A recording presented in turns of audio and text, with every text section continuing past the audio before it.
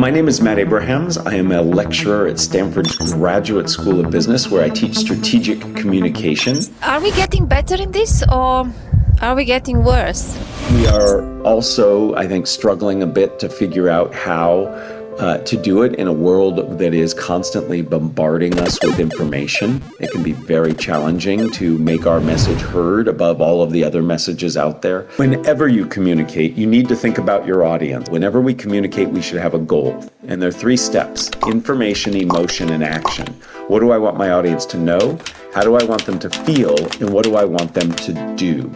When you are interviewing for a job or trying to change positions, you have to package your information up in a meaningful way with good detail so the person you're speaking to can turn around and articulate what you've told them to whoever else they need to get involved in making the decision. We often judge what we say versus what we planned to say or wanted to say. So we actually have more information than the audience does. The audience only hears what we say. So we might feel like, oh, I made a mistake. I didn't say it that way, or I didn't include this information. But from the audience's perspective, they don't know. They don't know anything different. So to highlight the mistake actually makes it a bigger deal than it is. Many people feel like you're either born with it or you're not. You're either a great communicator or you're not. And I am here to tell you that everybody can get better at their communication. So first of all, I'm so excited that you're here, Matt, and I'm looking forward for this discussion. And I will note down everything you're saying in a long list of advice and tips. First things first, there was something about you that will set the scene for all the listeners or people that watch our podcast. Well, I'm somebody who's passionate about communication. I have always been passionate about communication. I can trace it back to when I was a young boy, really interested in how people communicated. In fact, when I was about 8 years old, my mother decided to have a garage sale where we take stuff from our house and we put it in our front yard and invite people to come by and buy it. And where I grew up, this happened all the time. And my mother made it very clear that she wanted my brother and me to misspell the word garage. And if you put a B in the middle of garage, you get the word garbage. So while all of our neighbors were having a garage sale, we were having a garbage sale. And it turns out we did better than anybody else that weekend. And my mother's convinced it's because we misspelled the name. I think it's because people thought we were stupid and they'd get better deals. But it is from that early age that I began to see how language and communication can influence people. And that's really what got me interested over the years, is just really observing and noticing the importance of communication, how confident communication made a big difference at work and in school. And that's what I've dedicated my career to studying. Great. And when you look at your career, you transitioned from being director at a software company, and then you transitioned to academia and to coaching. How did you do these transitions? Why? And what helped you to do these changes? Yeah, so when I came out of graduate school, I had some student loans and I needed some money to pay them back. And I was curious to see how what I had studied in graduate school played out in the work world. So I worked in high tech for a little over a decade. I started as a corporate trainer, teaching people how to use technology. I ended up running training organizations and learning and development organizations. So everything I've always done has been around teaching. It became very clear to me in those roles that communication really made a difference in people's lives and careers. Some of the best and brightest people who had wonderful ideas for the company, were really passionate about what they did, could not communicate their ideas as effectively as those who were less effective sometimes. And so that really drew me back to the work I had done in academics on applied communication. And when the opportunity came up to leave, I went and taught high school for 2 years.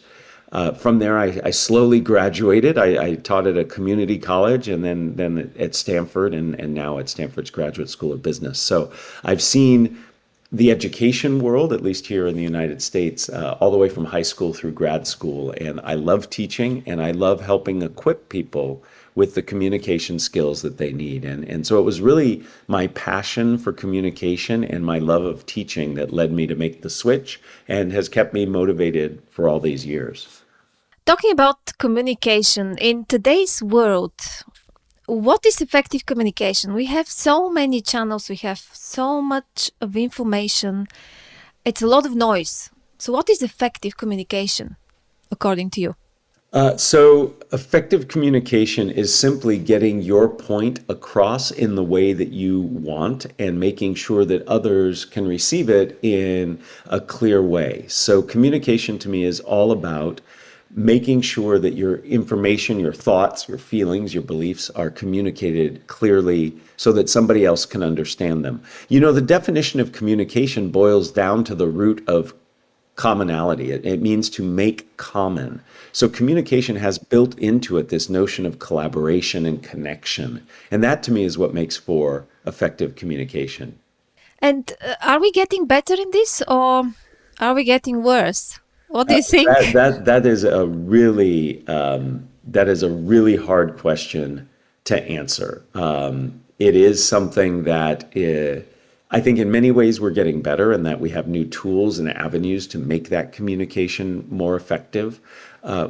We are also, I think, struggling a bit to figure out how to do it in a world that is constantly bombarding us with information. It can be very challenging to make our message heard above all of the other messages out there. So, you know, net, I'm not sure that we're doing any better, nor am I sure we're doing it more poorly. I think we have lots of opportunities to improve the way we communicate with the technology we have, with the global understanding of the importance of communication. I think if the pandemic taught us anything, it taught us that communication is really, really important. So it's hard for me to answer that question. I think the answer is there are things that have improved and there are things that have gotten worse. Well, that's a very good balanced answer. I'll take it. When we talk about speaking in front of people, public speaking, let's call it.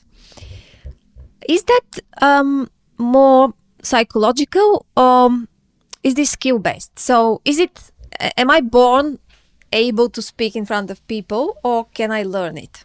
That is a really powerful question. And the answer is absolutely. We can learn to be better at communication. I have seen it in my own life. I've seen it in all the people I've taught and coached. It is a skill that we can get better at. Now, for some of us, we have to work a little harder at it than others. I look at learning communication skills like ascending a mountain. We're trying to all achieve much better communication at the top, but each of us is at a different place on the mountain, and we can all move up as we work on it. To get better at communication, you have to do three things. And these are the same three things if you're learning any other skill, like a sport, a musical instrument. It's all about repetition, reflection, and feedback. You have to practice. And you have to put yourself in situations where you can practice. That's why I think classes, Toastmasters, all of these are great opportunities to help us get more comfortable in our repetition. We then have to reflect. We have to think, am I getting better? What could I do differently? What's working? What's not working? You know, there's that definition of insanity, doing the same thing over and over again, expecting different results. That's how many of us communicate. We don't take time to reflect. We just keep doing the same thing. So we need to reflect. And then finally, this will not surprise you, as a teacher, a podcast host, an author, I think getting feedback from others is critical. We are not the best judges of our own communication. We need to make sure that we get input and insight from other people. So yes, you can absolutely get better at communication. It takes work. It is not something that's like a light switch where all of a sudden you're much better at it after you just do a little work. But ultimately, over time, you can get better. All right. So speaking about feedback, and positive feedback is very easy to take. You feel happy and you think you're the best in the world ever. But negative and criticism, that's very, very tough to take. Mm-hmm. So how do we build resilience and how do we get accustomed to the negative comments and fend them off? Well, so I think I would rephrase what's behind your question. I think constructive feedback is actually very helpful. I think we can learn a lot from it. So I don't know that we want to fend it off. I think we need to put it into perspective. So, I believe that feedback is a gift and it's something that can actually help us. And so when somebody presents me with some feedback, I first have to acknowledge that I understand what they've said. It doesn't mean I agree with it, but I should acknowledge it. So I like paraphrasing. You might say, for example, I speak too quickly or I use my hands too much, and you might give me that feedback. And I might say, so I'm hearing that you perceive that when I speak quickly and use my hands a lot. Thank you for giving me that input. I haven't agreed. All I've done is said I heard you. You've taken the time to go out of your way to give me what you believe is useful information to help me improve. I should at least acknowledge it.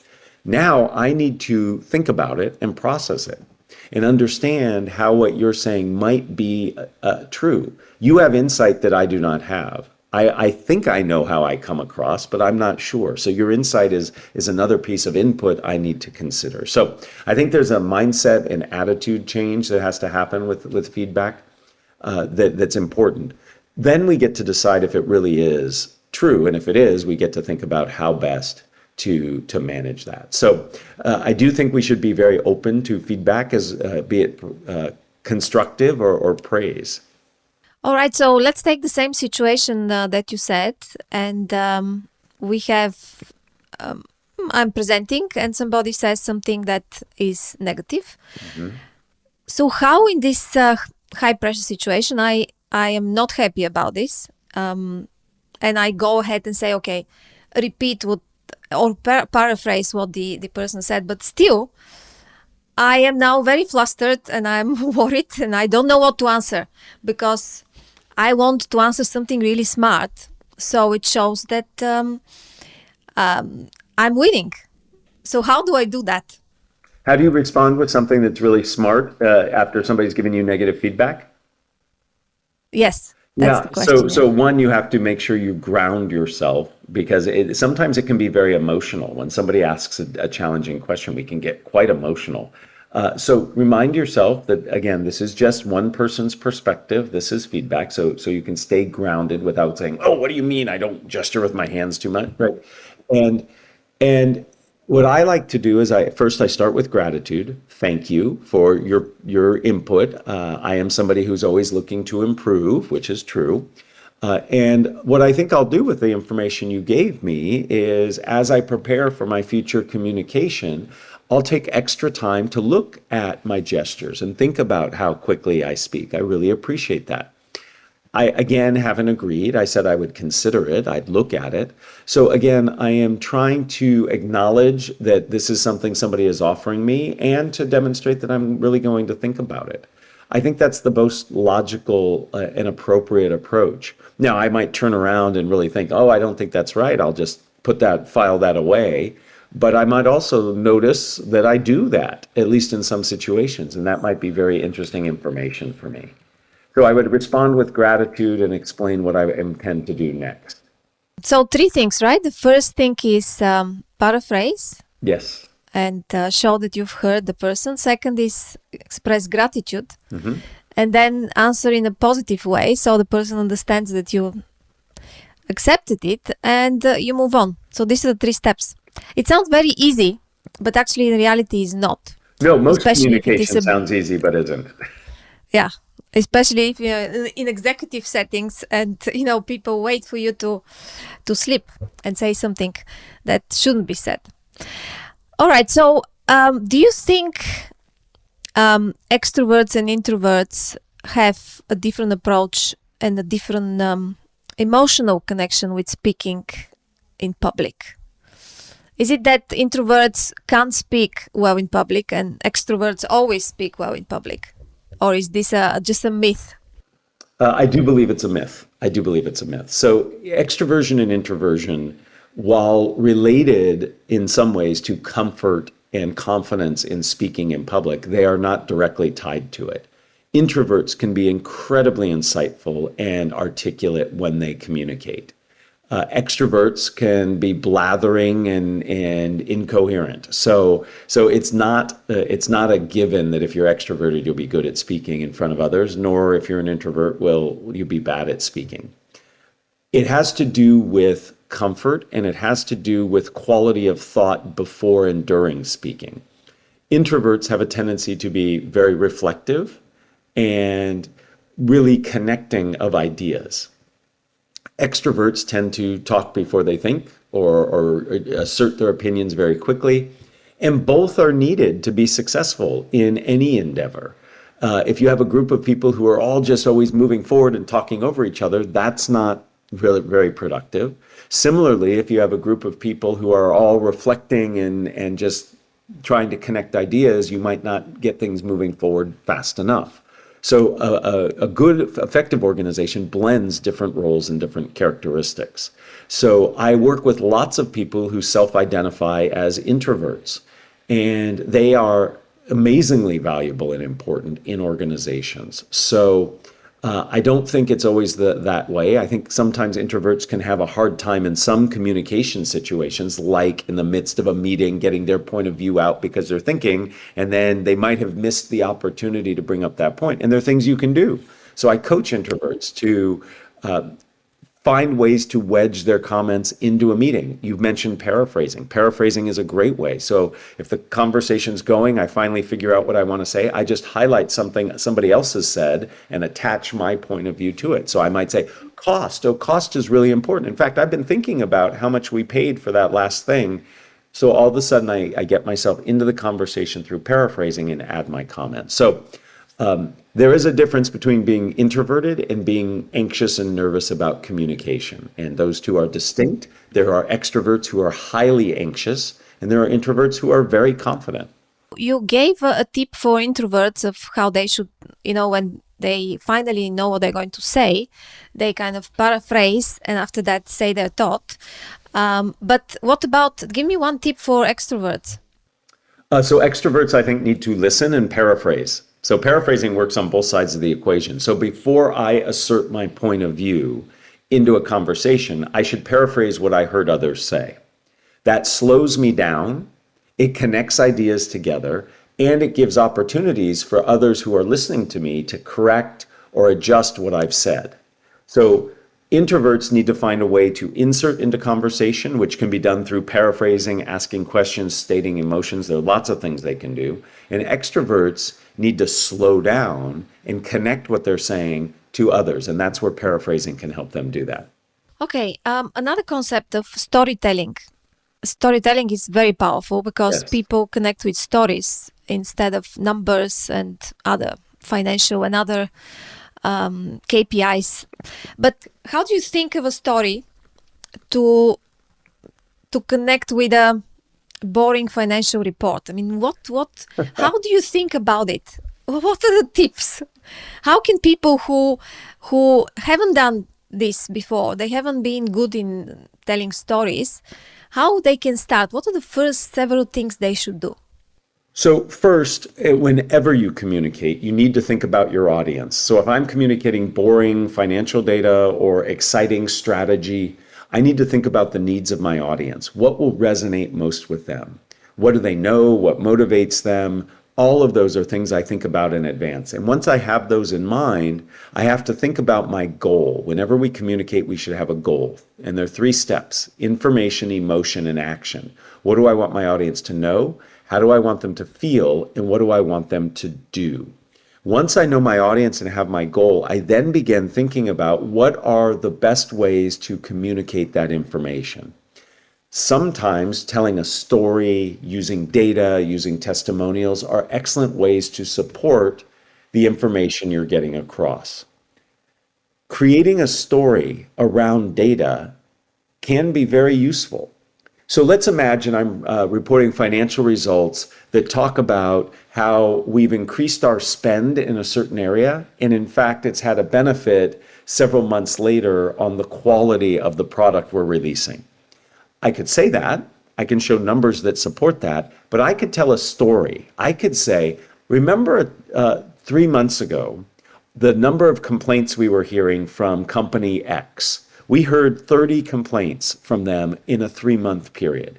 Since the investment we put in, we now see less.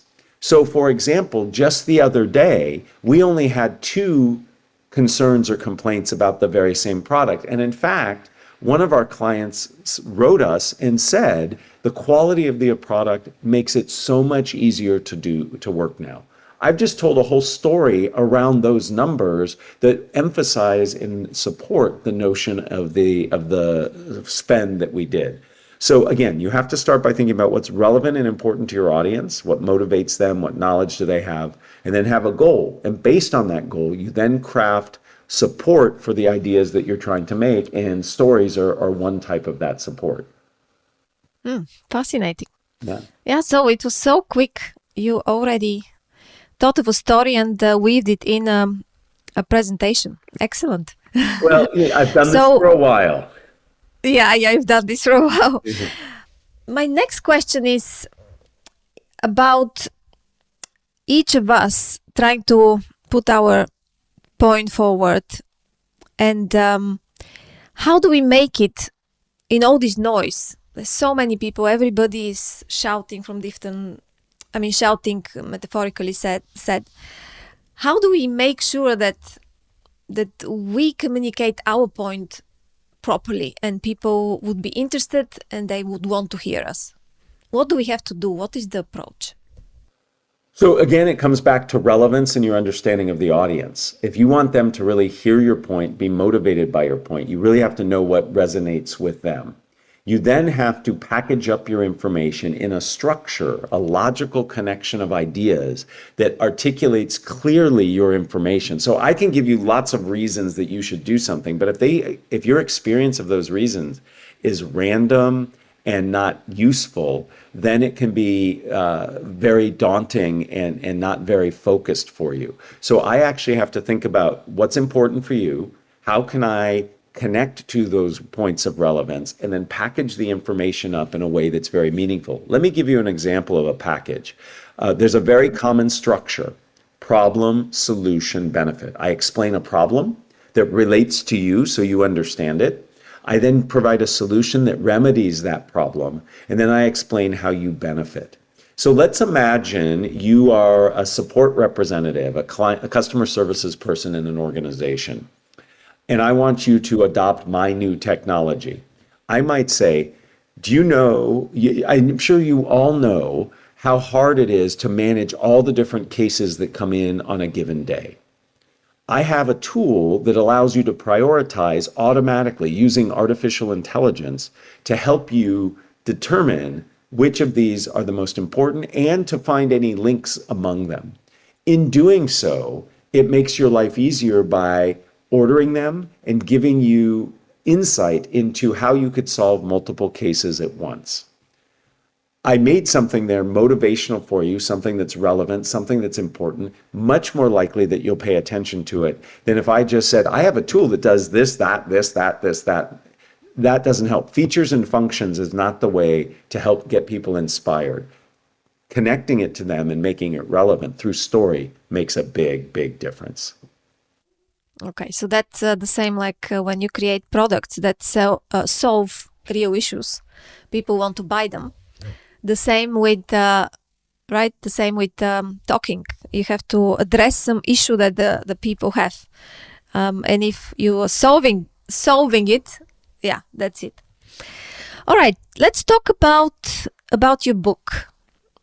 About your book. Why did you write it? What was the inspiration behind it? I wrote the book primarily because many people struggle with in-the-moment speaking. When you think about it, most of our communication is spontaneous. It's not planned. It's not the presentation. It's not the pitch or the meeting that you've planned out. It happens in the moment. Somebody asks a question. Somebody asks for feedback. You have to introduce somebody on the spot. These are all challenges that we face, and there really is no formal education around that. If people get any information around how to best communicate, it's always in a planned setting. And that's why I wrote the book, to help people with that. Let's start then with several concepts that you explain in the book. And the first one I wanted to ask you about, when you're in front of people, you start getting flustered and worried, and you either talk very fast or you slow down, you forget things. How do you tackle this anxiety? What are the 3 steps I have to do to tackle the anxiety? So there are many, many things you can do to address anxiety. And first, we have to realize that Great. anxiety looms large. Anxiety is prevalent in all of our communication. Most people, like upwards of 85% of people, report being nervous when they have to speak in high stakes situations. So the first thing we have to realize is that it is normal and natural to be nervous.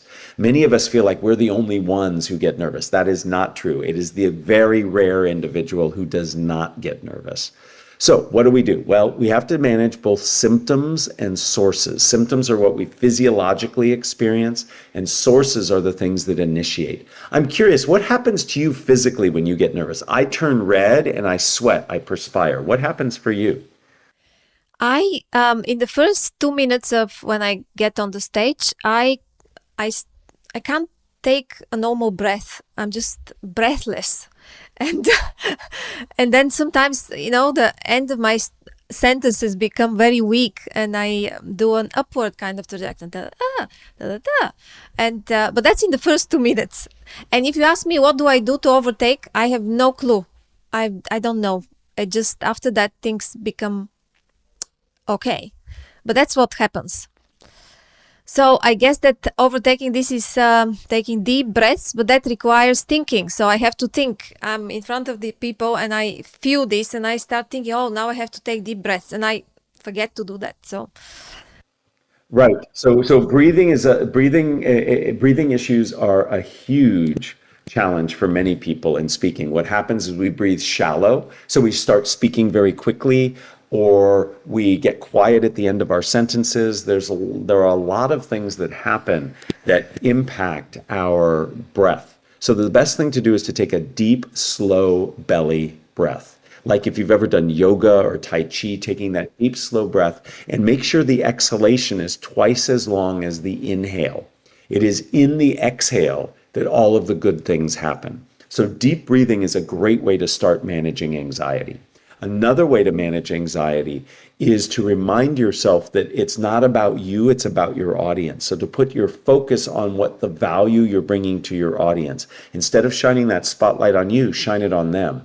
When we remind ourselves that the reason we are speaking in front of people is we have value to bring, there's something of value that we have to give to our audience, it really helps. It can really help. So I encourage everybody who's nervous about speaking to take deep breaths, to see themselves being valuable to their audience. And when it comes to sources, the sources are the things that initiate and exacerbate anxiety. A great thing to do is to get present oriented, be in the moment. What often makes us nervous is we're afraid of a potential failure in the future. They don't understand me. I don't achieve my goal. So if our fear is coming from the future, we have to get present oriented. And there are lots of ways to do that. You can do something physical, walk around the building, shake out your body. You can listen to a song or a playlist. There are lots of things you can do to get present oriented. So you asked for 3: deep breathing, remind yourself you're in service of your audience, and then finally, do something to get present oriented. If you do those 3 things, you'll be better off. going to your book, and I have here something that you're saying that we have to structure our spontaneity, and that doesn't sound right to me, because to be spontaneous, there is no structure to it. That's why it is spontaneous. So what do you mean with structuring our spontaneity? Right. So it does sound counterintuitive, doesn't it? So we can prepare to be spontaneous. Just like an athlete practices drills and situations so that when they're in the game, they can respond in an agile, spontaneous way, we can do the same. Structure is simply a logical connection of ideas. Think of it as a recipe. And if you want to cook a good meal, you might use a recipe. So having that recipe known to you, to practice it, to be familiar with it, it allows you to cook more efficiently. So there are many different types of structures that we can practice. I shared one already. What, so what, now what? There are many others. Comparison, contrast, conclusion, for example. Past, present, future. These are all structures or ways of packaging information. And the more you practice them, the easier it becomes. For my students, my Stanford MBA students, when I teach them this point that you've just asked about, I will stop and I will say, give me a topic. And they'll create some random topic, one I do not know. I will take 15 seconds at the most and then give them a 5-minute presentation on that topic. And many of them think, wow, that's magic. How did you do that? It was nothing difficult. Why? I had a recipe. All I had to do was think about which are the specific ingredients I want to put into it. So if you ask me to sell some product, I know I'm going to sell it problem, solution, benefit. I have to think about how do I articulate the problem. And once I do that, the rest becomes easy. So it's not a challenge. It's not a problem at all. You just leverage structure. Okay, well, I have to try this. I'm definitely going to read your book in details. I haven't yet finished it. Okay, well, thank you for having it in the first place. No problem. It's very topical and it's really interesting.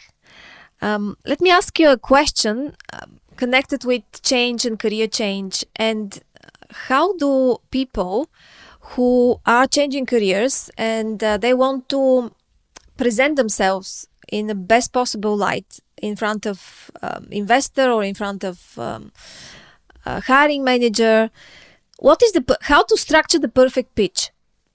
What do we have to do? That's the $1 million question. Yes. So right? Again, it comes down to what you know about your audience and what you know about the role that you're trying to apply for. So you have to think about what's important to the company. What do they need? And you do that by doing a reconnaissance, reflection, and feedback. You have to actually look into the company. What's important for them? What are the things that you can do to help make sure that you're targeting their needs? So you have to start there. You have to bring relevant examples in what you're saying. So I can say I'm a very diligent worker and a good problem solver, but everybody can say that. So instead of telling, you have to show. You can say, in my previous role, I found an accounting error that actually, when fixed, was able to save our company over $2 million. That's showing that you're dedicated and a good problem solver rather than just speaking it. So again, it starts with your audience, and then you have to think of good examples that are memorable. When you are interviewing for a job or trying to change positions, you have to package your information up in a meaningful way with good detail so the person you're speaking to can turn around and articulate what you've told them to whoever else they need to get involved in making the decision. Most often, we do not interview with the one person who makes the decision. There's a whole team, and you need to equip those team members with what they need to say to represent you to get you the goal you're trying to achieve. Right. So you have to do a lot of research and you have to know your details so you can impress people. There is no escaping this. That's correct. The other question is on if you make a mistake, if you forget. So I make a mistake during presentation, I forget, people start laughing. How do I recover? Yeah, so making a mistake can be challenging. I often encourage people not to actually call out or highlight the mistake unless it's something that really needs to be corrected or unless it's something that was so obvious you have to share it. You know, we often judge what we say versus what we planned to say or wanted to say. So we actually have more information than the audience does. The audience only hears what we say. So we might feel like, oh, I made a mistake. I didn't say it that way, or I didn't include this information. But from the audience's perspective, they don't know. They don't know anything different. So to highlight the mistake actually makes it a bigger deal than it is. Now, there are some mistakes that are clearly mistakes. I call somebody the wrong name. My demonstration doesn't work, or it doesn't do what I said it was going to do. In those cases, you need to have a recovery plan. And the recovery plan might be just saying, I'm sorry, the product didn't perform the way I was expecting. I'm going to look into that, and I look forward to coming back to you, showing you the demonstration as I had intended.